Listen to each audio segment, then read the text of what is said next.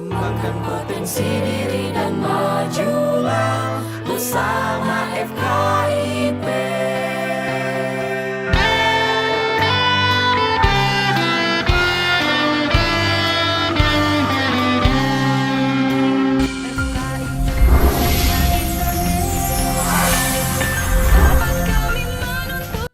Assalamualaikum warahmatullahi wabarakatuh. Kami dari kelompok 1 dari Prodi Pendidikan Biologi kelas B tahun angkatan 2024 dari Universitas Sulawesi Barat. Kami akan mempresentasikan tugas yang diberikan, yaitu tugas mata kuliah Bahasa Indonesia yang dosen pengampu mata kuliah yaitu Dr. Siti Safia SSM Home.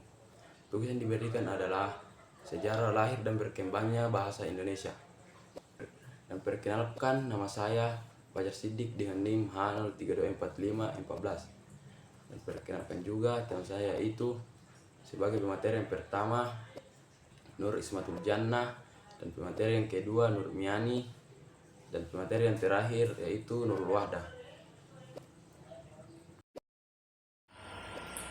Sejarah perkembangan bahasa Indonesia. Bahasa Indonesia pada awalnya berasal dari bahasa daerah yang ada di Pulau Sumatera, tepatnya di Riau. Bahasa Melayu menjadi bahasa Indonesia karena sejarahnya sebagai lingkungan perancang di Nusantara sejak abad ke-7. Seiring perkembangan kemajuan di bidang perekonomian yang ditandai dengan muncul dan berkembangnya Kerajaan Sriwijaya di Palembang, bahasa Melayu dipakai sebagai bahasa penghubung antar suku di Nusantara dan dipakai sebagai bahasa yang digunakan dalam perdagangan antar pedagang dari dalam Nusantara dan dari luar Nusantara. Bahasa Melayu menyebar ke pelosok Nusantara bersamaan dengan menyebarnya agama Islam di wilayah Nusantara. Perkembangan dan pertumbuhan bahasa Melayu tampak lebih jelas dari berbagai peninggalan. Misalnya yang pertama, tulisan yang terdapat pada batu nisan di Minyak-7 Aceh pada tahun 1380 Masehi, yang Sasti Kedukan Bukit di Palembang pada 683 Masehi, yang ketiga Prasasti Talang Tuo di Palembang pada 684 Masehi, yang keempat Kota Kapur, Prasasti Kota Kapur di Bangka pada tahun 686 Masehi, dan yang kelima Prasasti Karang Berahi Bangko Merani Jambi pada tahun 688 Masehi. Perkembangan bahasa Melayu di wilayah Nusantara mempengaruhi dan mendorong tumbuhnya rasa persaudaraan dan rasa persatuan bangsa Indonesia. Oleh karena itu, para pemuda Indonesia yang tergabung dalam perkumpulan pergerakan secara sadar mengangkat bahasa Melayu menjadi bahasa Indonesia yang menjadi bahasa persatuan untuk seluruh bangsa Indonesia. Hari yang bersejarah bagi bangsa Indonesia pada waktu itu dikenal dengan nama Sumpah Pemuda yang bertepatan dengan tanggal 28 Oktober 1928. Adapun bunyi Sumpah Pemuda adalah: 1. Kami putra dan putri Indonesia mengaku bertumpah darah yang satu, tanah air Indonesia. 2. Kami putra dan putri Indonesia mengaku berbangsa yang satu, bangsa Indonesia. 3. Kami putra dan putri Indonesia menjunjung tinggi bahasa persatuan bahasa Indonesia. Unsur yang ketiga dari Sumpah Pemuda merupakan pernyataan tekad bahwa bahasa Indonesia merupakan bahasa persatuan bangsa Indonesia.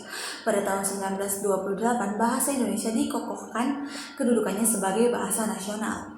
Bahasa Indonesia dinyatakan kedudukannya sebagai bahasa negara pada tanggal 18 Agustus 1945. Karena pada saat itu Undang-Undang Dasar 1945 disahkan sebagai Undang-Undang Dasar Negara Kesatuan Republik Indonesia. Di dalam Undang-Undang 1945 disebutkan bahwa bahasa negara adalah bahasa Indonesia.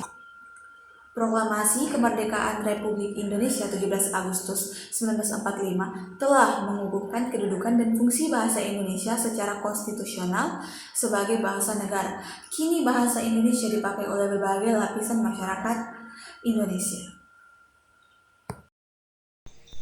Baiklah, saya pemateri kedua. Di sini saya akan membahas tentang peran bahasa Indonesia. Bahasa Indonesia memiliki peran yang sangat penting sebagai alat komunikasi manusia dalam berinteraksi. Bahasa juga merupakan alat untuk berpikir dan belajar. Indonesia adalah negara kepulauan yang terdiri dari berbagai macam suku, bangsa, dan budaya. Begitu pula dengan bahasa Indonesia memiliki beragam bahasa daerah yang tersebar dari Sabang sampai ke Merauke. Peran bahasa Indonesia juga merupakan alat penghubung antar masyarakat dan antar daerah dan antar budaya. Dengan demikian menyadarkan bahwa kita dapat berkomunikasi satu sama lain tanpa merisaukan perbedaan latar belakang, sosial budaya, dan bahasa satu sama lain. Bahasa Indonesia juga merupakan sebuah simbol penyatuan berbagai suku bangsa dan latar belakang sosial budaya dan bahasa yang berbeda-beda di Indonesia.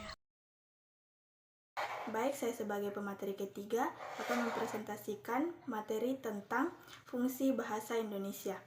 Bahasa Indonesia berfungsi sebagai alat untuk mempersatukan seluruh bangsa Indonesia serta sebagai alat untuk menunjukkan jati diri bangsa Indonesia.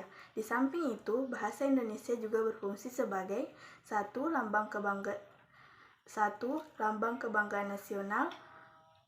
Lambang kebanggaan nasional bahasa Indonesia dapat membedakan Indonesia dari negara lain dan mencerminkan karakter, kepribadian, dan watak bangsa Indonesia.